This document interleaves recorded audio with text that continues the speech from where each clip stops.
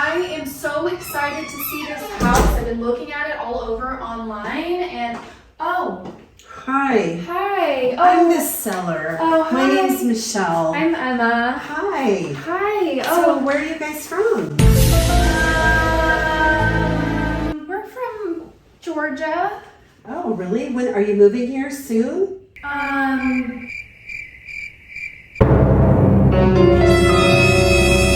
Yes. Do you have a house to sell? I think that we wanted to look at the house. Is that Oh, okay? sure, of course. Just okay. before you leave, I'd love to talk to you, okay?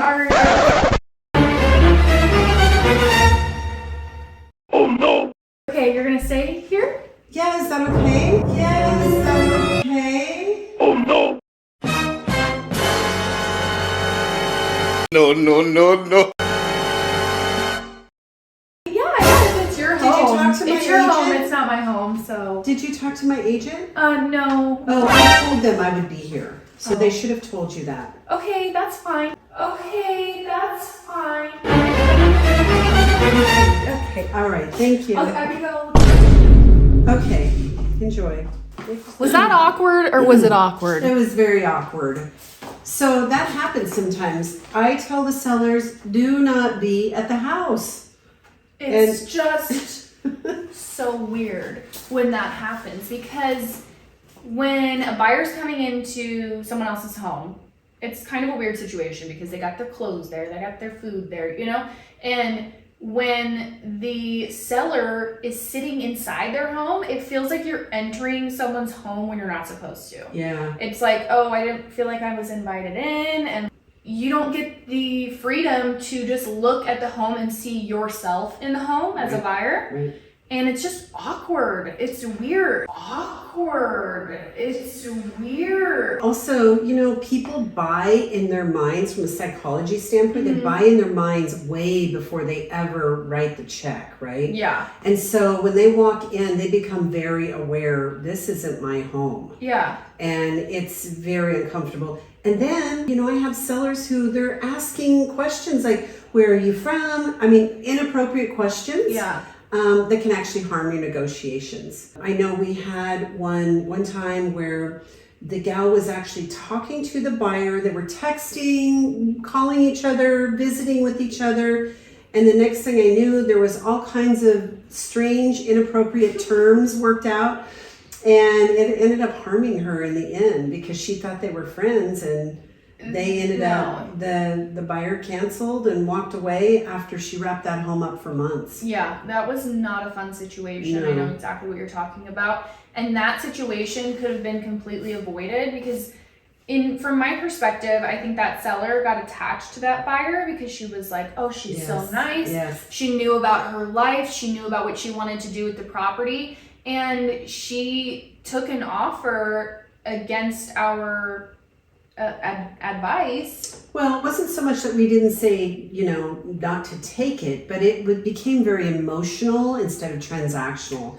And we really tried to support you as a seller to separate that because it's an emotional time. It's your home. I mean, there's nothing more personal than that, right? And that's why you have us to kind of help, you know, put that gap between you and the buyer so that you don't have to get caught up in those emotions and have, you know, problems down the road. Well, and in that situation, I should reword what I said because it wasn't that we advised them not to take the offer. It was we advised them of the risks of taking that particular offer because it was a contingency. Yes. And it tied that home up for months. 3 months. Yeah. And that the sellers were so attached to that buyer and they wanted that buyer to have the home, and that buyer didn't really care. No, they were out looking got for their earnest something money else. back and walked away. And so and the seller ended up losing money over it. We had another buyer and seller where the seller was saying they wanted all kinds of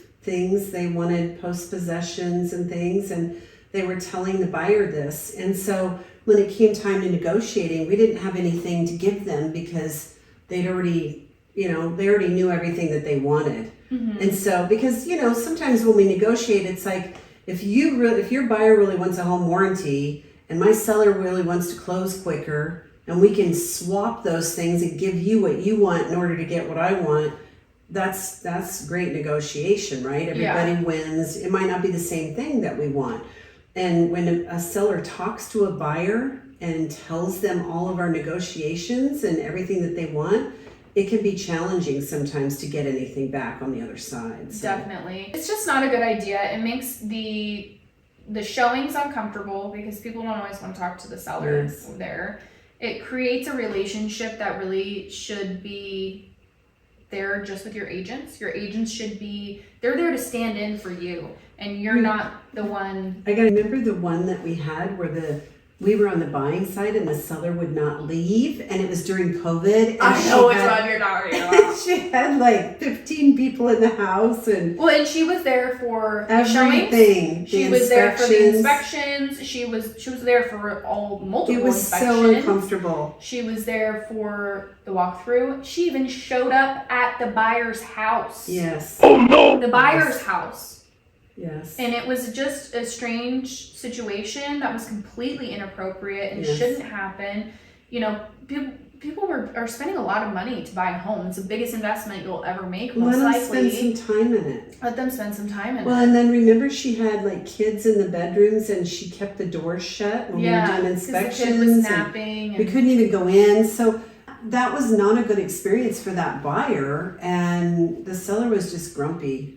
Quite frankly. Yeah, so don't be a grumpy seller. Don't be a grumpy seller. Just go out, go get a cup of coffee, go take a walk. Just don't be in the house when you have a showing. Yeah.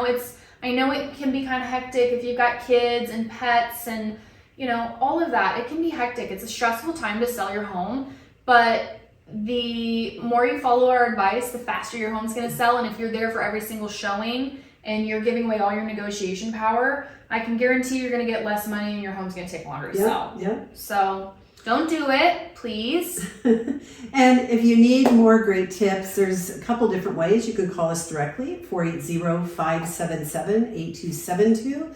You can also call me, Emma, at 480-334-7095. We also have some great workshops online. Yeah. Can you let them know where that is? Yeah, it's gophoenixrealestate.com/workshops. There's a lot of free PDF, things there's a room by room checklist, getting your home ready to sell. There's a bunch of stuff on there that's free. Go check that out. You can actually go into our classes and take those, and you will be the smartest seller out there. Yeah, they'll know more than most realtors. That's right. Also, make sure you give us a thumbs up, subscribe, and ring that bell so that you can get notifications of all of our great videos. Thanks so much. Thanks for watching. Bye.